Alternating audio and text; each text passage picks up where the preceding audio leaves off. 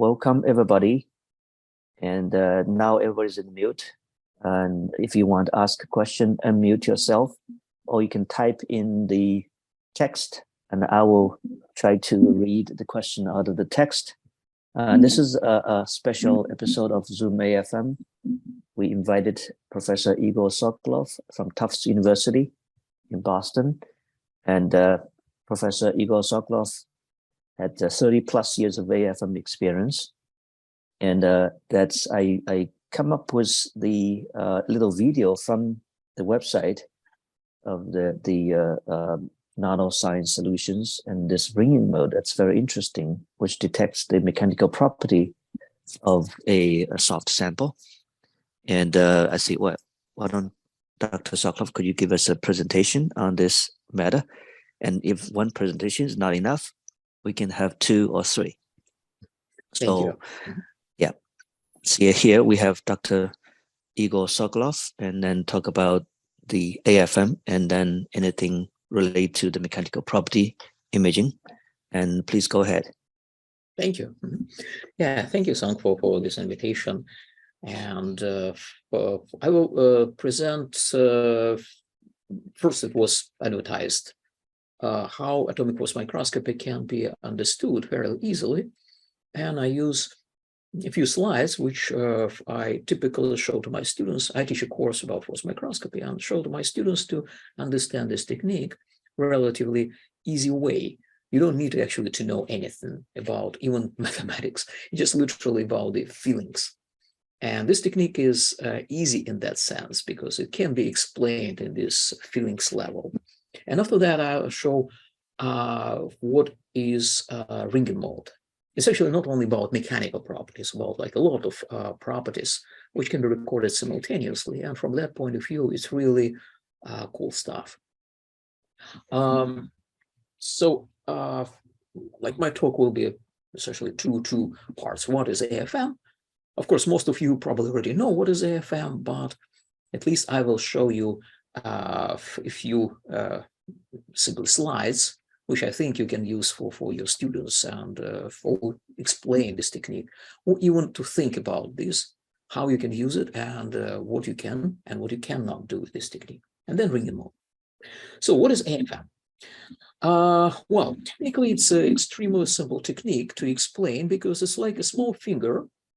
And let us see the pointer to the laser. Yeah, I think you see now my pointer.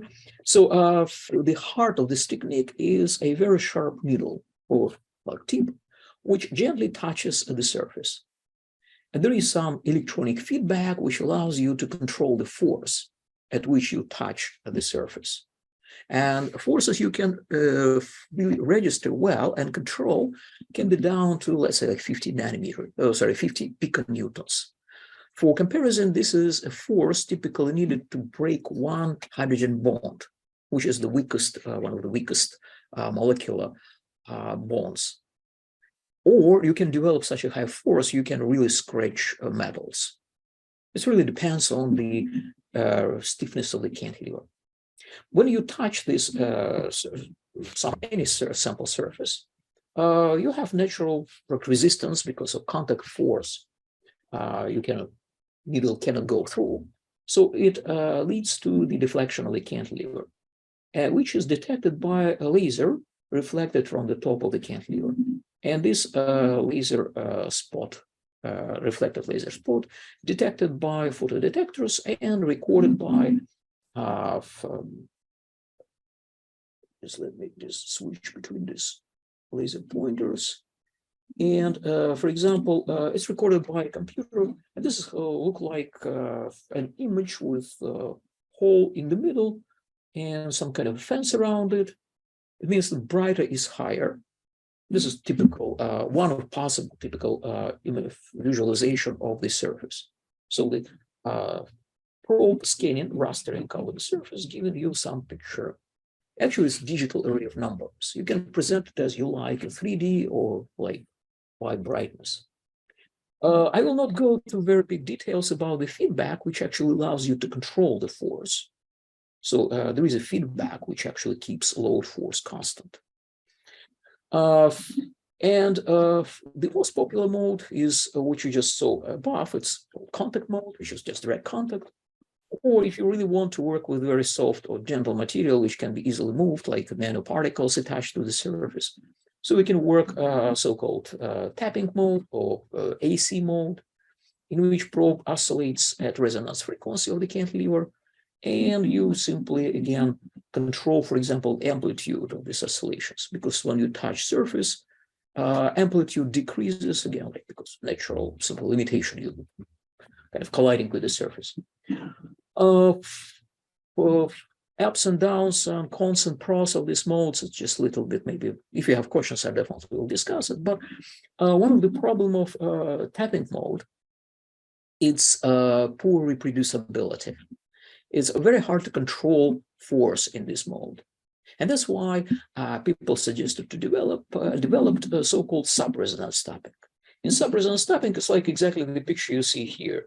The cantilever go up and down without any change of angle or deflection. So only deflection starts when you physically touch the surface. And that is what gives you ability to control force. So in this mode, it might be not that gentle, not every time is gentle, but at least because you control force, it actually less degrading for the sample. I mean, cause less possible degradation because it's really very sharp probe of the sample. And now about what is AFM. As I said, it's extremely easy technique to understand. It's like exactly if you think you have a very small, really nanoscale finger, and you try to touch surface, like a blind person touching the surface and visualizes in his or her brain topography of the surface. But this analogy is way deeper.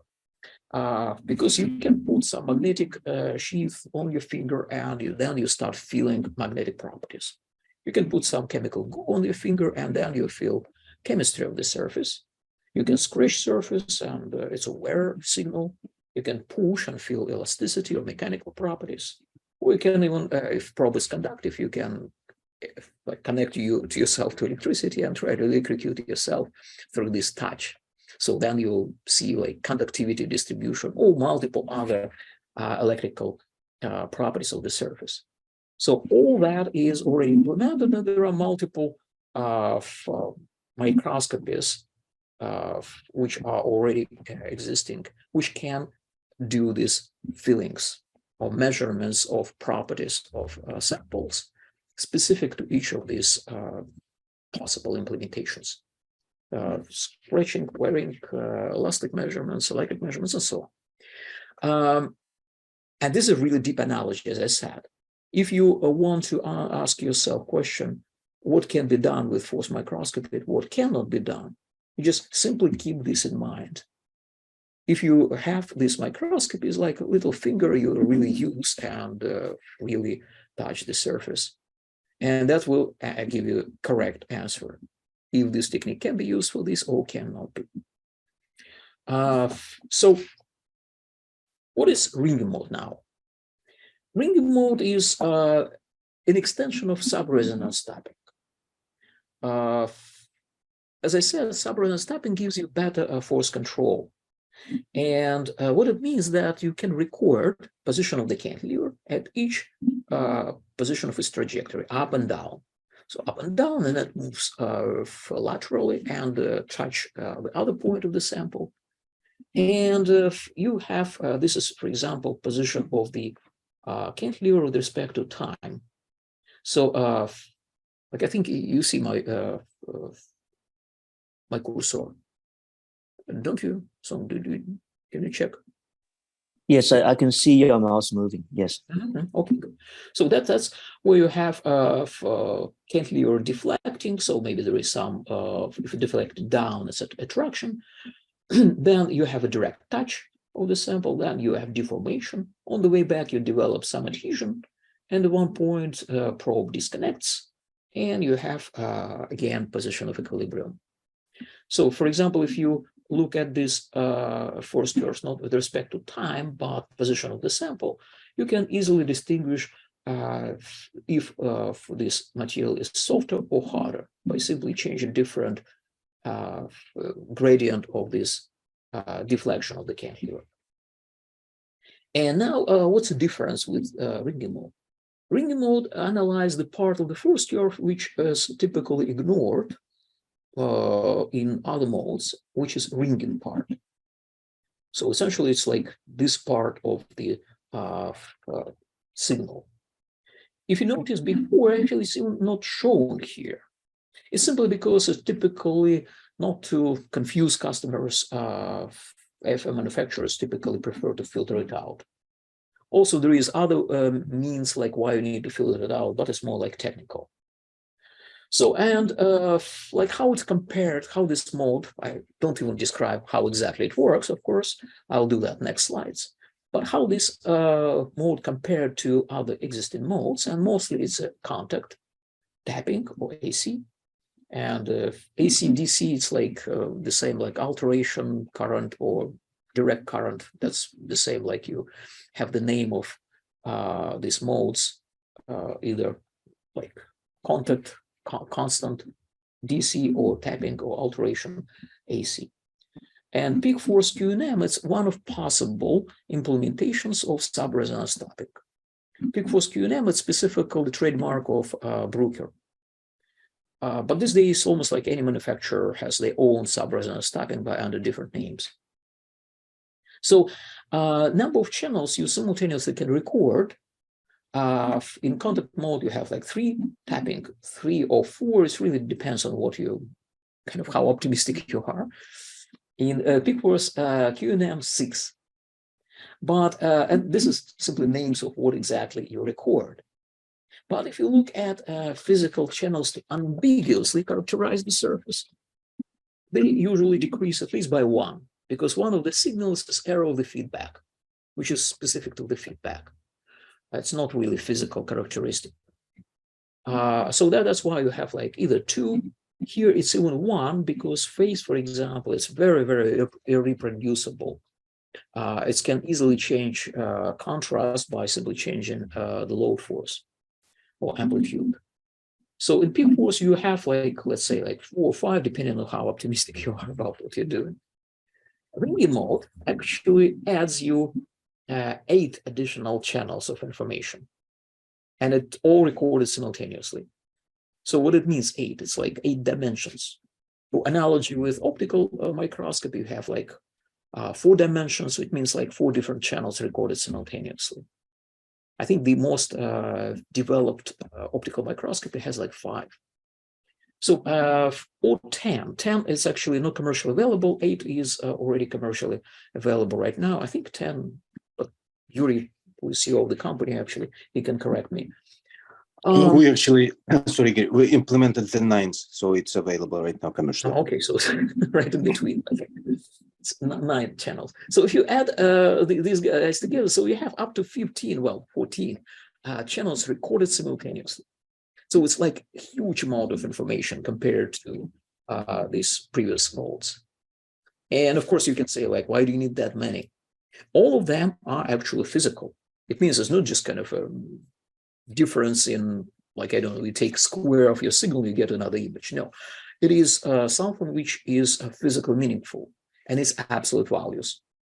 So you'll see that what you measure, it's like have dimensions of nanometers or nanonewtons or joules, and that is actually absolute values, which you can use without any changes directly in, for example, machine learning, because that's the best way to deal with such huge amount of information.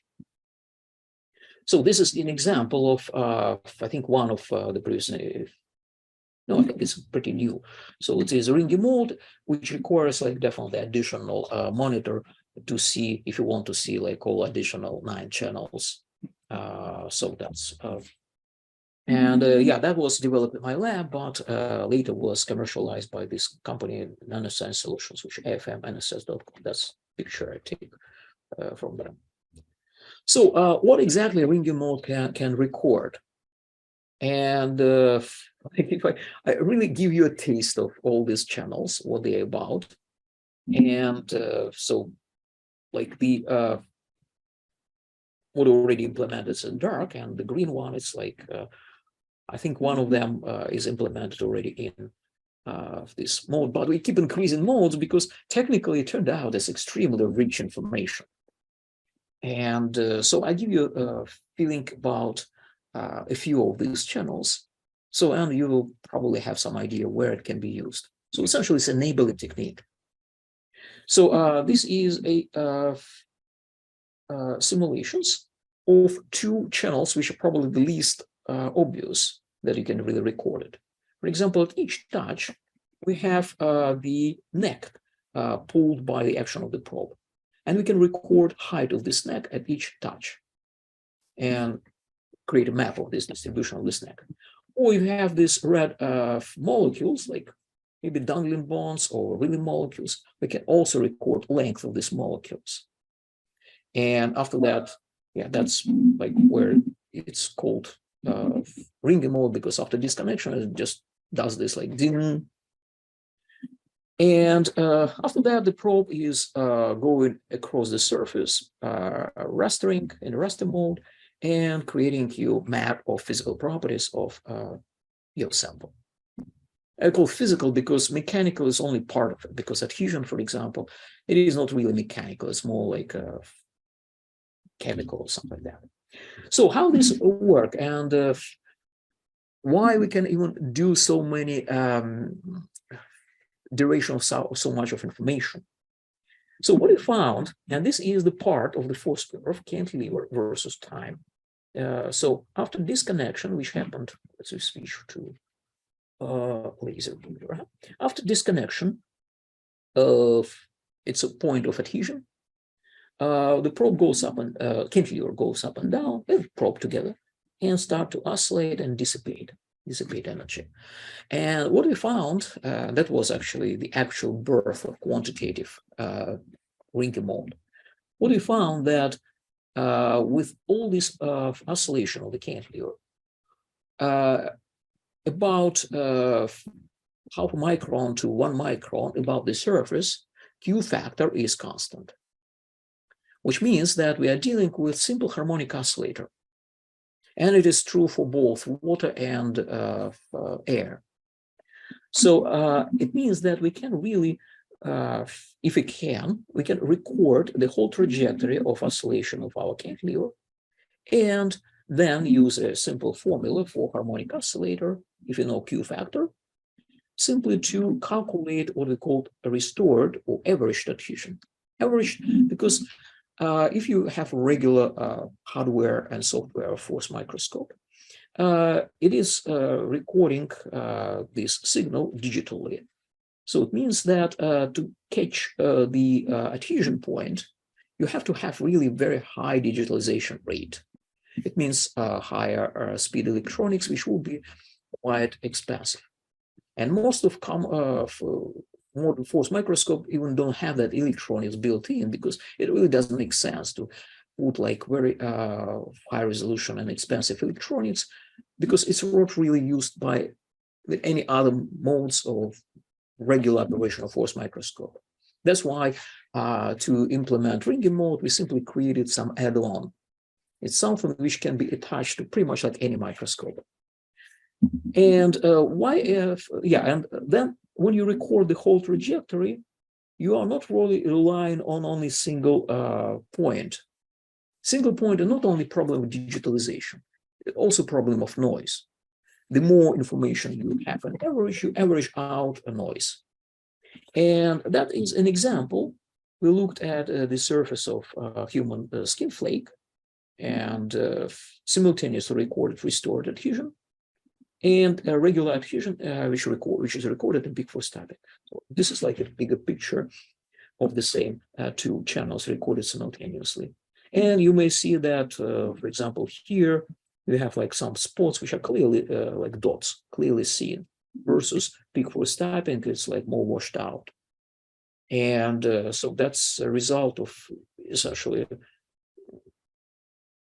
like how it's implemented in usually in microscopes these days to avoid ambiguity of this digitalization. what these guys do is typically, okay, for one pixel, you need a several touch. So then you can average out and your adhesion value would be more or less reasonable. So sacrifice speed, but then you can really do a nice recording.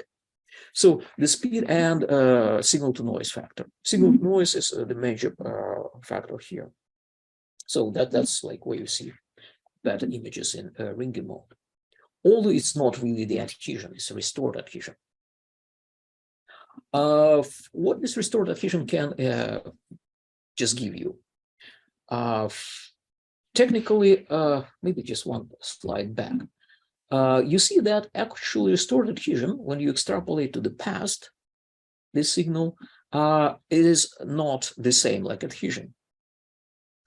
And the reason for that is because our harmonic oscillator losing energy. During disconnection of the probe from the surface, there is some loss of energy. And of course, we can calculate this loss of energy. It's interesting because there were some works in latest, I remember it was in Biophysical Journal, in which there was some theoretical calculations showing that probes should not really lose any energy because it is more like potential interaction between probe and surface. But it is clearly seen. Usually you, even in the simplest case of very rigid surface, very clean surface, you still have some value of absorbed gases or moisture on the surface of super clean substrate.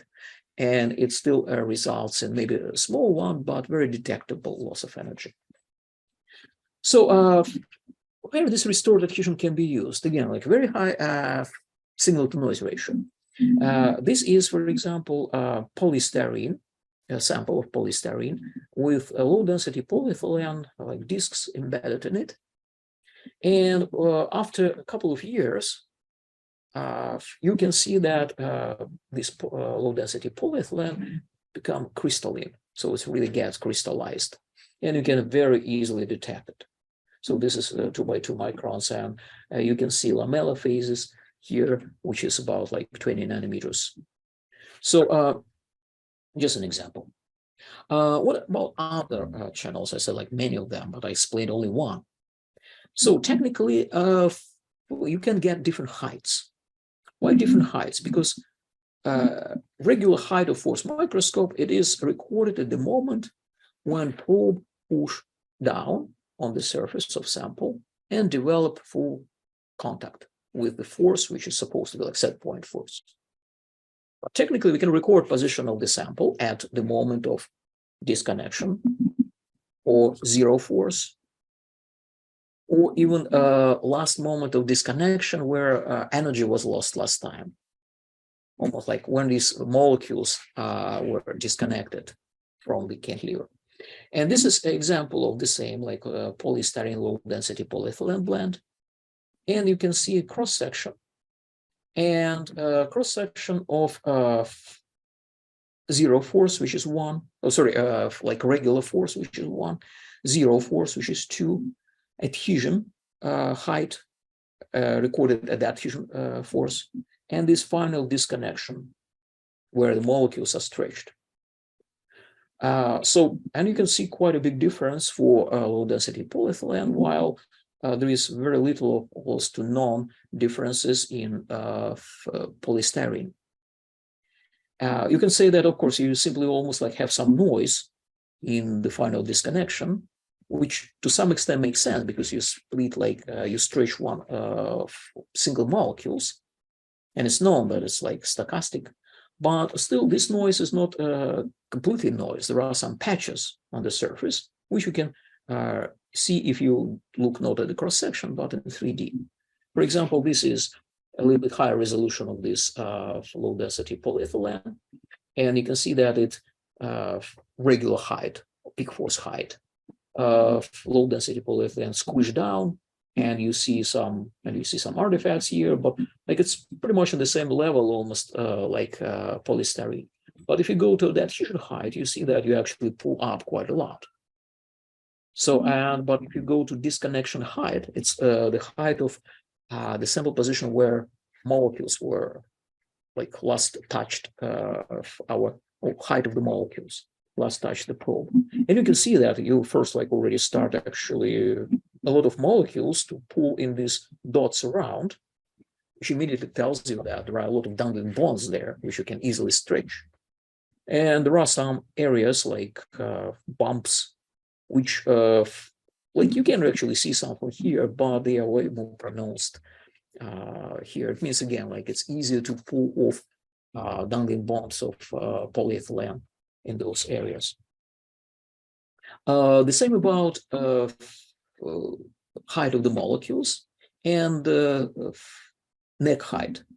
For example, this blue line is a cross section of a neck which we pull off from polystyrene, and you see that's really zero. It's really rigid material; we cannot really pull anything. But polyethylene, we can get about like 18 nanometers neck height.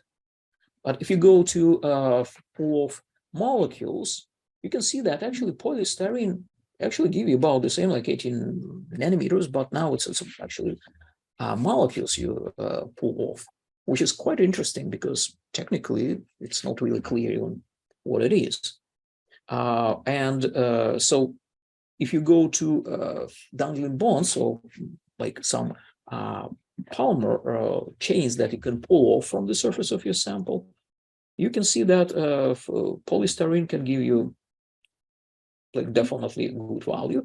And of course, low density polyethylene give you pretty high, about like 50 up to 50 nanometers.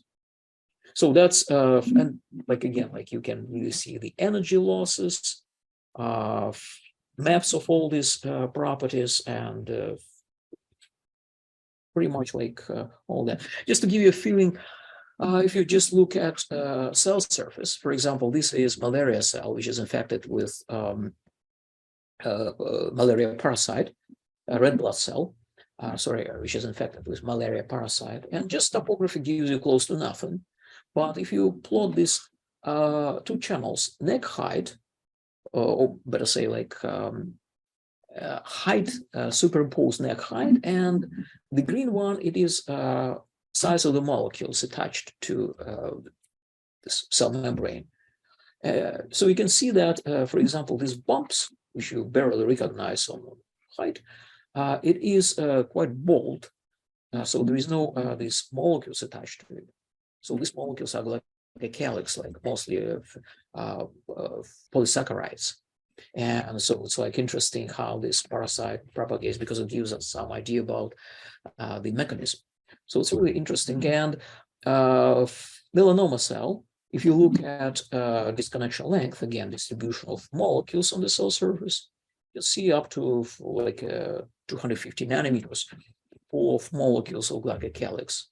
Of this size, it is definitely polysaccharides, and it's patchy. So to the best of my knowledge, there is no other technique to show patchiness of glycocalyx on the cell surface. Disconnection energy losses. That's interesting because we can really detect and energy loss after the probe starts flying away from the surface. Fly away at the moment of disconnection, adhesion. But then we still lose energy. And we can really only look at this small area, and simply to compare with area between approach and retraction curve, which is typically called dissipation energy. And this is what it's a standard for many manufacturers. You can also measure this dissipation energy. Disconnection energy loss is better because resolution is much higher. Resolution is area of contact. Pretty much. And during the full contact, area of contact is much bigger than when the moment of you really start disconnecting from the surface. So I'll show you one animation just to show a picture, actually, to show that it's true. And just when you look at this simultaneously recorded peak force QNM dissipation and disconnection energy losses, you see that first, like, it's definitely like less noisy. And what is interesting, we also eliminate the artifact, because we know it's like it's a skin, it's layer structure. We should see the layers, which you can really see in ringing mode, but in regular peak force we don't really see that. And this artifact is due to zero level, which is fluctuating typically because of inevitable reflection from the surface. And all strong sources of light, it's not really laser, it's low coherence laser, but still it gives you oscillation of your baseline. Here we avoid it because we can simply cut this out, because we know that oscillation of it's simple harmonic oscillation, and oscillation should always be around zero. That's we can correct the baseline automatically. And this is super important for if you want to use this technique quantitative technique, as a repeatable technique, in particular for medical applications. That's where actually my interest is. So one simple thing is phase shift, because you oscillate sample or probe, and you detect the response of your sample. The shift between this causing oscillation and measured oscillation, phase shift is like it's phase shift. So, and if you again like use for this low density polyethylene polystyrene, you can see clearly the difference in the phase. Phase typically gives you information about which materials you use. So that's fairly simple. So I think other parameters, maybe like it's already would be too long to explain this. I simply want to show you also we have faster imaging. Again, we don't need to average signal to get a reasonable value for the adhesion. As a result, for example, if you look at the restored adhesion and start, again, it's the same simultaneously recorded adhesion of peak force tapping. If you really go with rastering speed, scanning rastering speed, a quarter of a hertz, it's more or less okay, like both. But then you increase 20 times speed, and you see it's already degrading.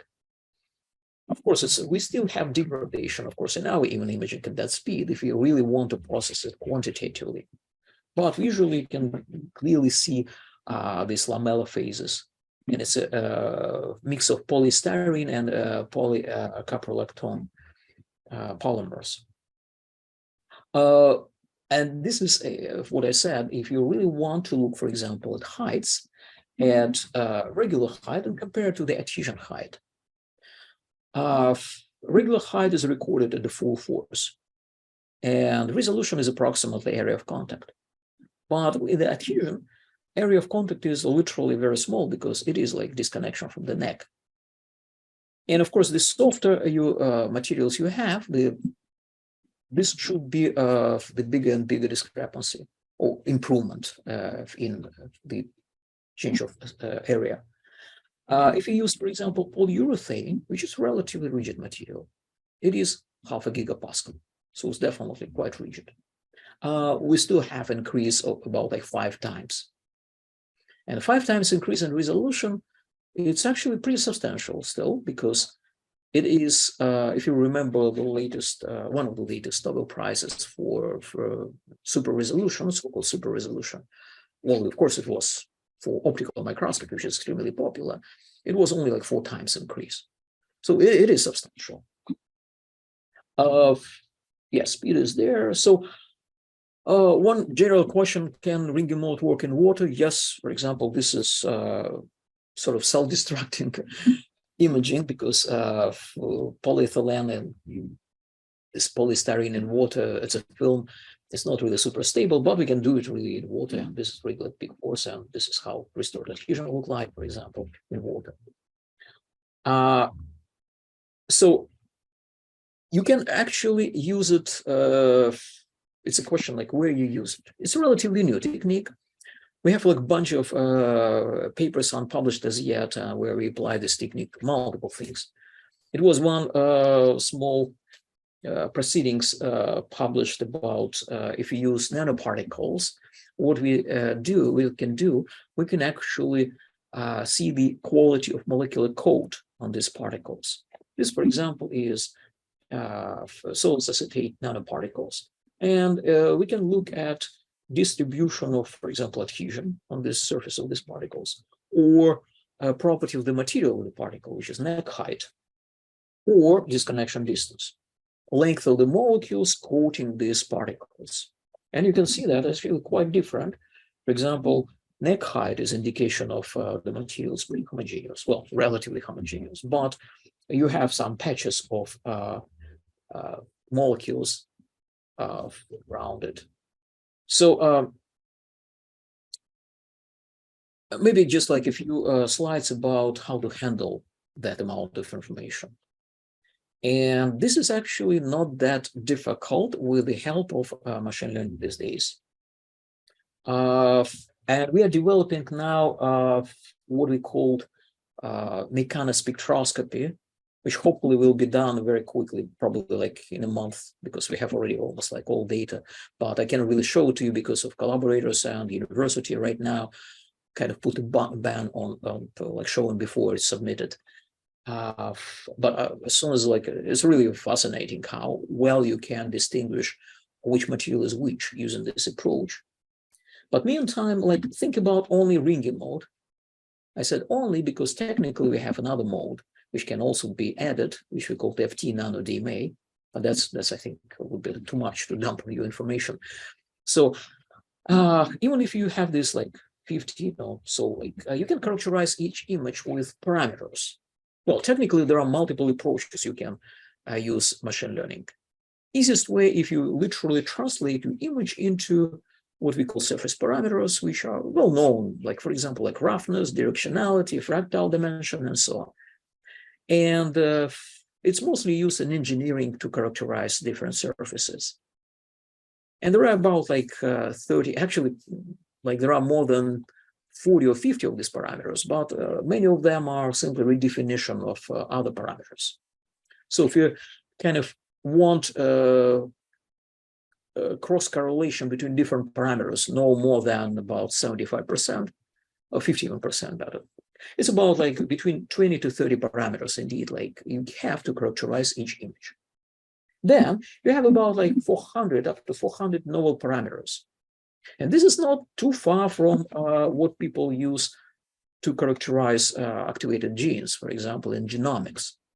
That is why we try to use this approach, to call this approach like outer omics. Outer because, well, I mean, it's for outer surface, in this case of cells. Again, this is like a tentative, well, sounds not really as nice as genomics.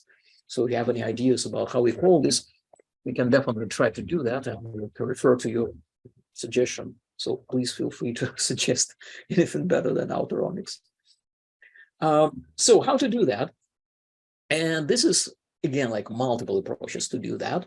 So for example, you have like a bunch of these parameters. You can take all of them, but this is not the best approach because usually a lot of these parameters simply giving you only noise. And as a result, if you want, for example, differentiate between cancer and normal cells, you want really to avoid this noise. So that's what we do. We simply use, again, like there are multiple ways you can estimate importance of each parameter for final classification. And you can take the most important parameters only, like let's say 10, 20 parameters. And then you simply can, you can even like estimate what if you take different number of parameters and you calculate the accuracy of, in this case, the problem we try to address, it is detection of bladder cancer, non-invasive detection of bladder cancer, because right now clinical approach is invasive. But non-invasive, we can simply look at cells extracted from human urine. And we can see that we can get 80% of accuracy using simply one single cell. But single cell, one cell, it's not really that. So if you can combine more cells, for example, if you combine 5 cells, you already have like 94% accuracy. And you can compare with right now, invasive method gives you no more than 80%. So it's already good. But that is derived based on about like 70 patients. So presently we are actually collecting statistics, and the goal is to get up to 500 patients to see how this can work. And note that actually that was obtained using only 2 channels. But of course, like, well, that's maybe like, you can skip it. It's important for our training. So because when you work with machine learning, it's important to check that it's not an artifact. But this is an example where you can get 5 channels and compare what if you have less channels. Remember that we can actually nowadays get up to 14. This is accuracy versus number of parameters. And interesting that if you have just height parameter, just regular height image, you almost have nothing. It's about like 65%, which literally nothing accuracy. If you get adhesion, so you get about 80. But if you combine the channels, you get around like 90, more than 90%. And this is again like how you can get accuracy with increasing number of channels. And interestingly, that it is done on the level of single cell. So you don't combine cells here. It's like single cell. If you take a cell single and you can identify cell phenotype, in this case, we look specifically at 2 cell lines of different aggressiveness. It's colorectal cancer cell lines. But if you compare with presently existing single cell DNA test, it's about like 80% only. So, of course, I mean, it doesn't mean that we actually do better than genomics. It's simply one of the possible examples. Who knows, maybe, again, like if this number of 80%, it was found in general. It's not specifically for this type of cancer and this particular mutation. So technically, we definitely need more information to claim that we are doing at least the same level of accuracy as genomics. At least it definitely will be completely different information, hopefully complementary. So that's one of the future directions. And just maybe like to give you a feeling, which is actually very cool, because that's where biologists really like this. Technically, we can ask the question, we process the whole image, for example, roughness of the image or some fractal dimension of the image. But can we really say that how the algorithm makes a decision, is it really cancerous cell or not? Are there any particular pieces or areas on the cell surface which the algorithm treat as cancerous or non-cancerous? And so we develop a method which is applicable to particularly our approach, and to create this in machine learning, it's called class assignment mapping and CAM. It was developed only for convolutional neural networks. And convolutional neural networks is actually, it requires usually a lot of data. You can actually work without a lot of data, but then it's like it's extremely hard to avoid overtraining. But here we developed a method which is pretty much applicable to any machine learning method. And then we created the heat map in which each color indicate a probability that algorithm looks this particular point or pixel as cancerous. And essentially this is a heat map. And this is a heat map of a cancerous cell. And you see that pretty much like all these areas with the exception of these blue ones, which are considered by the algorithm as non-cancerous. So again, we don't know at this point what exactly it means, but we can superimpose, for example, restored adhesion on height and get this sort of almost like highlighted in the way that, again, I said that biologists like it, because this look like almost you see something which is labeled or like fluorescently labeled. So red one, it is like cancerous and blue is not. So of course, it's not like indication of not immediate answer what exactly it is, but it is a good path for the future where we can try to understand what exactly we observe on the cell surface, which algorithm can identify as cancerous. So that's pretty much like last what I wanted to just again, like it's not a full list of applications. You can use this ringing mode, but this is again give you some flavor of where it can be used.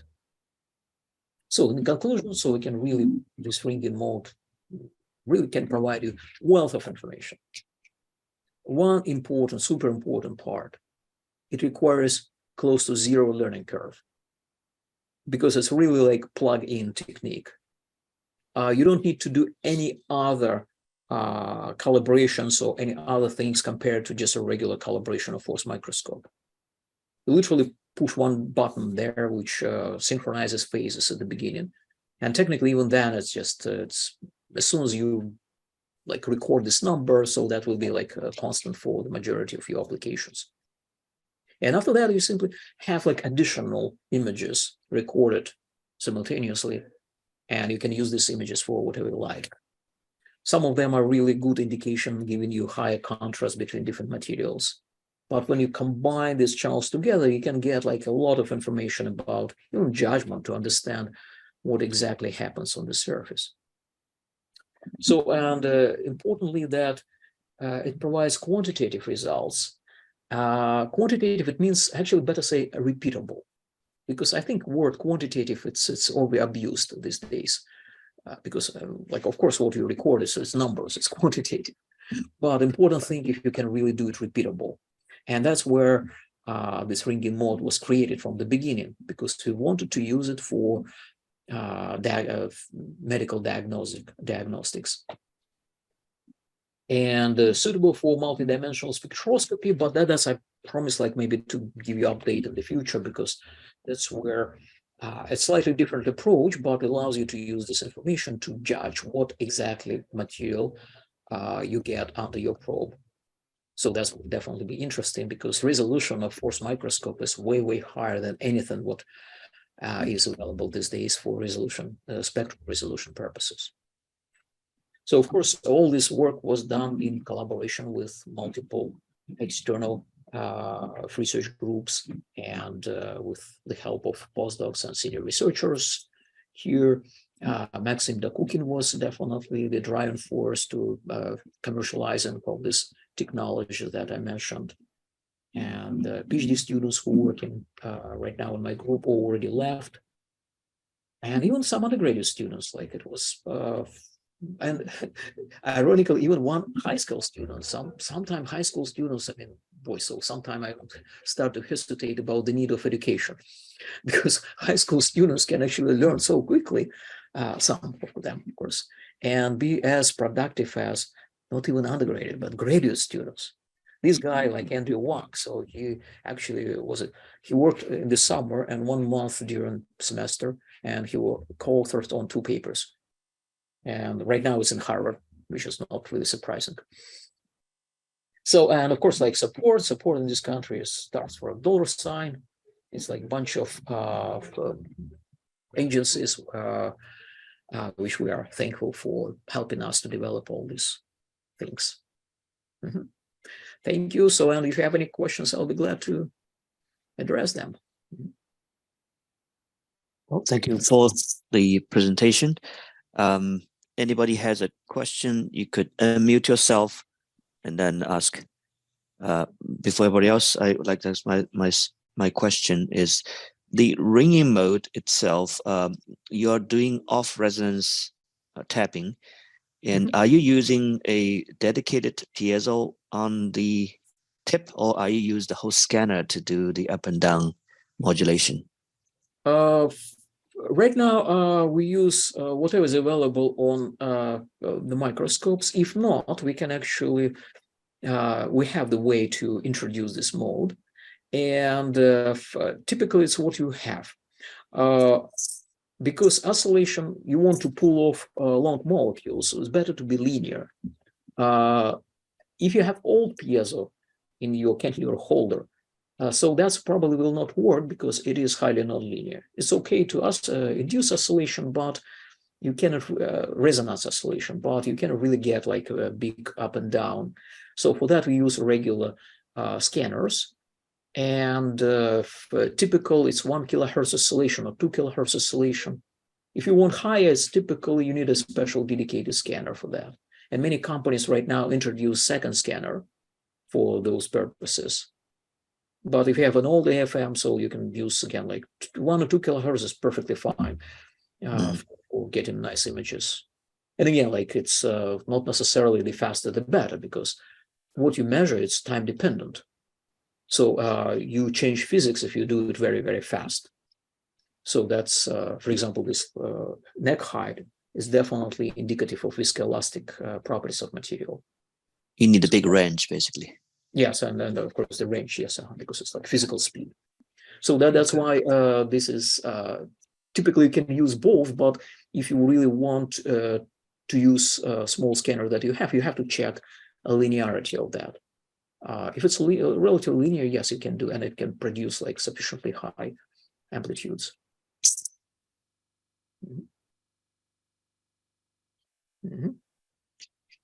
My second question is on that two picture image of the heat versus the I forgot what was the other one. What's the scale of that image? XY. 10 by 10 microns. So it is more than one cell, is it? No, it is one Or cell. just it's one cell. Okay. Yeah, cell is like specifically the epithelial cell, and it's usually definitely more than 20 by 20 microns. So it's kind of the middle of the cell. And the heat cells, like it's maybe like red blood cells or some stem cells. They may be small, like with, I don't know, but not smaller than 6 microns.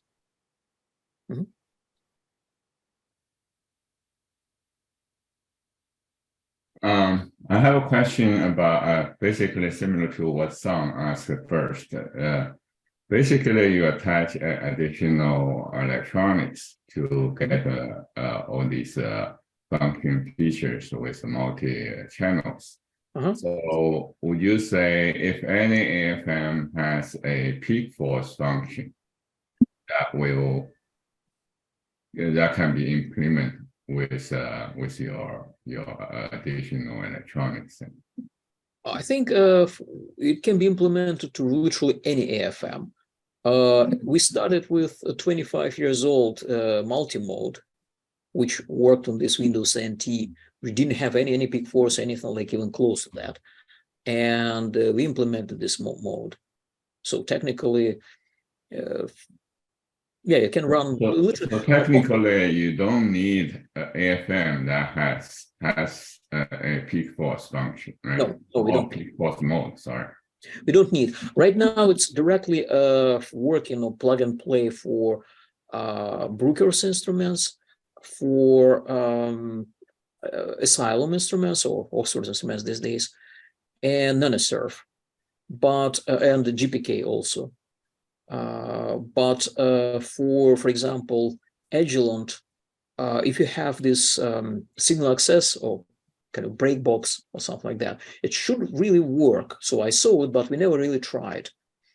So I cannot really say like in advance, but technically you need only essentially 2 signals to access: position of your sample and deflection of the cantilever.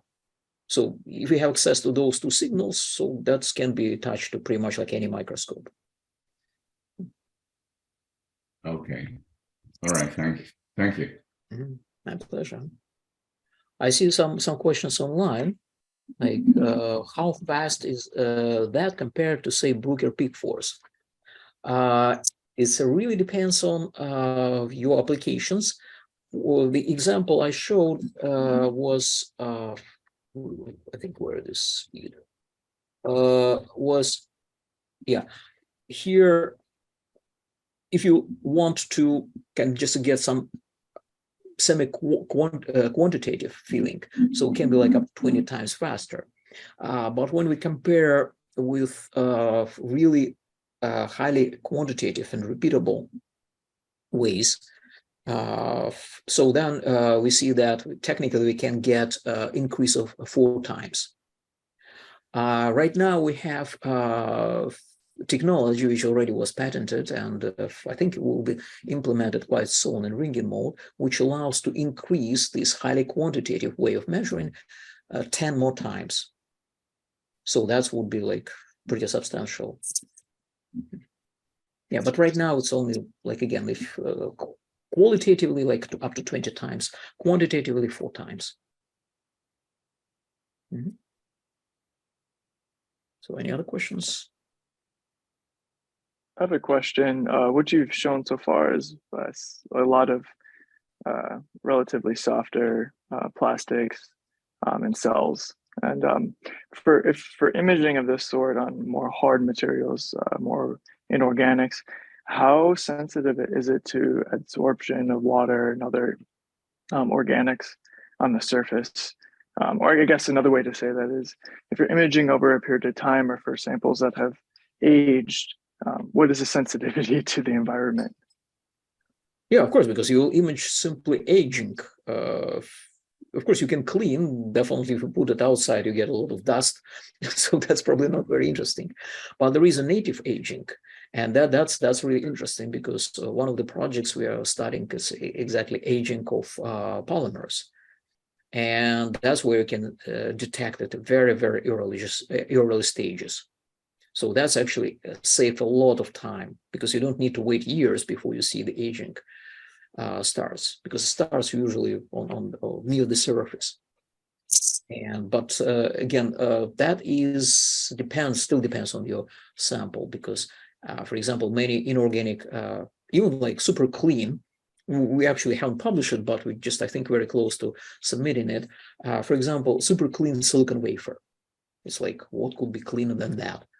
And it was stored, especially clean, stored in other pure nitrogen and so on. You open it, and we found that it became covered with a layer of water.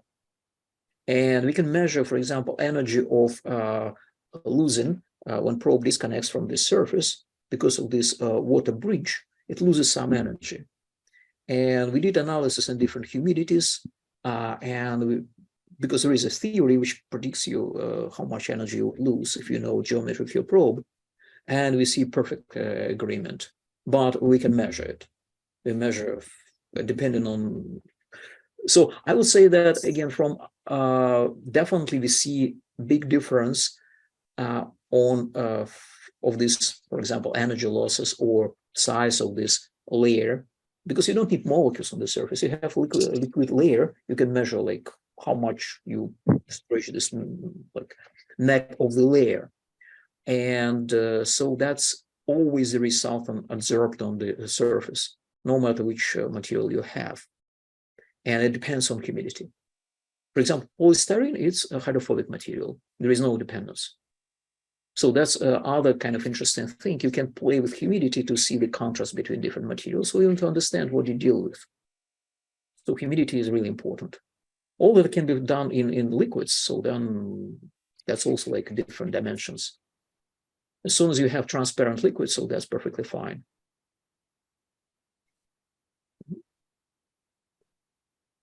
Okay. So I have like one question online. Just, does the accuracy depend on the spring constant of the probe used? If you can maybe specify which accuracy. Is it signal to noise? Then it's not. It depends on, well, technically yes and no, because it depends on the number of points we record in this oscillation curve. But other than that, I would say what we found, ironically, the super expensive anti-vibration platforms are not that really important. It's much more important, if you really want low noise and high accuracy, to have good acoustic insulation in microscope. And actually, it's true for any mode, almost any mode.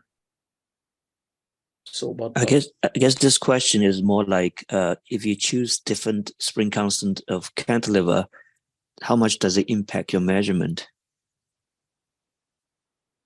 Oh no, that's like, thank you. What we measure is really independent on cantilever, if you take into account geometry of the cantilever, and independent on the instrument. It's like its absolute value of measurements, it's property of the material.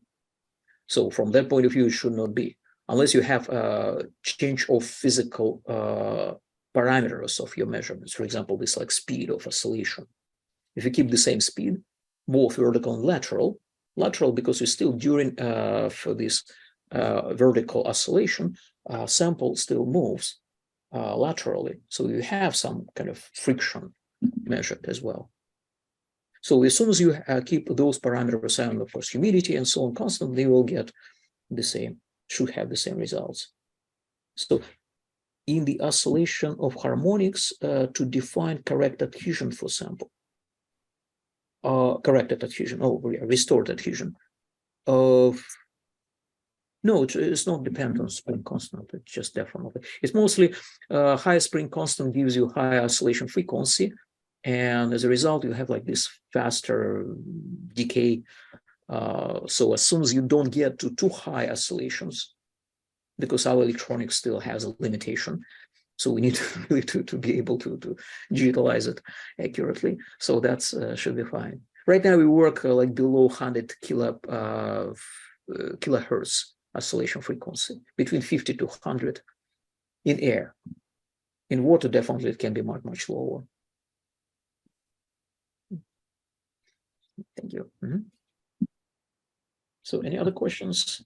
I think Sergey had a second question online. It says, question says, do you need very soft cantilever so the oscillation will be higher? What's the, will be it below 1 Newton per meter? No, that's technically in air, you can use a lot of variety of different cantilevers. As soon as you have a few oscillations, we need like maybe like 4 of this oscillation, 2 or 4 oscillations before it decays. So that's what we need.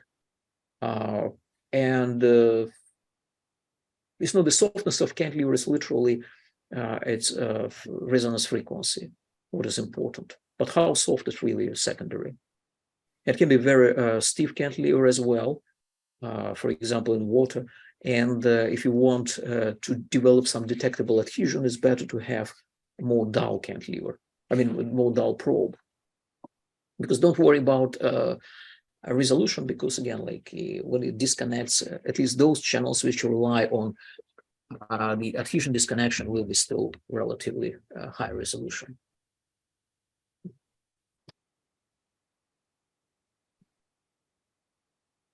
Okay, any other questions? We have already like 5 minutes beyond what we planned to do, so sorry I was too long. Probably. Yeah, I will put out my email here. If anybody has a follow-up question, you can email me. I'm going to try to have the email question answered in a follow-up. We're a little bit over the time. Feel free, you just easily can find if it's like Tufts University, Sokolov, that's or even Tufts, Sokolov. If you put it on Google, you can easily find me. So like I still, at one point I decided to even make this website with question and answers about force microscopy, because I really like this microscopy. This is so far the only one which hasn't been used in medicine as of yet. And by history, sooner or later, all microscopies go there. And and because I'm teaching this and like trying to create this website is one of my plans for the summer. And so if you have any questions, you can just send to me. So if you're okay, I can put even this question under your name, or it can be anonymous. So it's like up to you. And then try to give the answers to at least like to have it's available to everybody, because a lot of questions are exactly the same, repeating again and again. And I think it's good to use power of the internet to kind of link them to everyone. Igor? Yeah, I have a few more questions. Not like a question, it's more like a comment about this, what I have asked about the soft cantilever. I'm just saying that if the cantilever is very soft, then you should not have a like large movement of the piezo. So even if the piezo is not linear, you can assume that it is linear because the vibration, the oscillation is relatively small. And that's why I was thinking that soft cantilever would be probably better. But we still need to move. For example, when we measure the size of the molecules, we need to move the cantilevers more than the size of the molecule, simply disconnected. And for that, we need maybe at least like 0.5 micron oscillation. Otherwise, we simply will have either artifact because we will drag in these molecules, or it's almost like when you study adhesion, like or force volume mode, when you measure forces. You don't need really that ramp, but usually it's recommended because at some points your probe can stick to the surface and it's not disconnected. So we need really to disconnect it. So it's only because of that. And if you, again, you're right. It's just if you don't care about, for example, length of these molecules, so you can ignore that information, but if just on the small one, for example, adhesion. So yeah, that's it can be in principle used that way. Okay, and well, can we conclude that the oscillation on the Z is at least need to be 500 nanometers high? Yeah, again, it depends on your applications, but I would say probably even more. But what we found, at least for biological samples, we work with 600, like 300 up and 300 down. Can it work with more? Probably yes, but we simply don't have that ability in the software at this point. We found that it's more or less sufficient for quite a lot of different applications we use. And Sergey, okay. you said you have also like other question? Like well, yeah, the second question is, what is the software to use, well, to produce these images, to analyze the data? No, it's the same like electronics are, it's a commercial development software as well. I mean, it's, yeah, software is quite important because it has a lot of, I've mentioned about some filters, and filters were designed like orthogonal to Brooker, not to beautify images. Sorry, guys, from Brooker, I know that you're doing a good job, but make it more quantitative. Again, because our goal was not to beautify images. You can even get some ugly images because it's not about images. This technique, that's one of the misconceptions. It's not a technique to produce nice images. It's a technique to collect some information, and maybe very noisy image, but this has exactly the information you need. And so that's where we try to use only filters which do not, for example, alter or change adhesion or change the whole curve. And that's like where it was sort of like, and this is like what written by these guys, and including my postdoc and so on, the guys who actually established this commercial company and Nanoscience Solutions, and that's where it's now produced, and it's keep improving actually. Yeah, I understand. I mean, do you? Oh, you mean like which software, which platform we use to actually not analyze but produce these images? Because well, you need to analyze the force curve, right? Like this heartbeat, and well, obviously, what is the word? Nanoscope from Brooker. It obviously can't analyze this because, well, it doesn't even know about this ringing mode. And you said that your postdocs, they founded some company, right? Yes. Yeah, this is an example of the software, and it's written on LabVIEW, which pretty much does all this analysis and visualization. So it's afm-nss.com. So technically it can run on one computer or on two different computers. So it's pretty much like depends on the power of your original computer. I mean, two different computers, like from different from your main AFM computer. At least you have to have very good video card because you have like pretty big additional amount of information to visualize it. I think this is again like prehistoric box. It's much nicer looking these days than it was before. I mean, the hardware box. Well, anyways, we're running out of time, and thank you again. Thank you guys. Anybody has more questions, email me, and we probably have more of these. We have lots of things to try to put in the small time. We may have follow-up on different applications.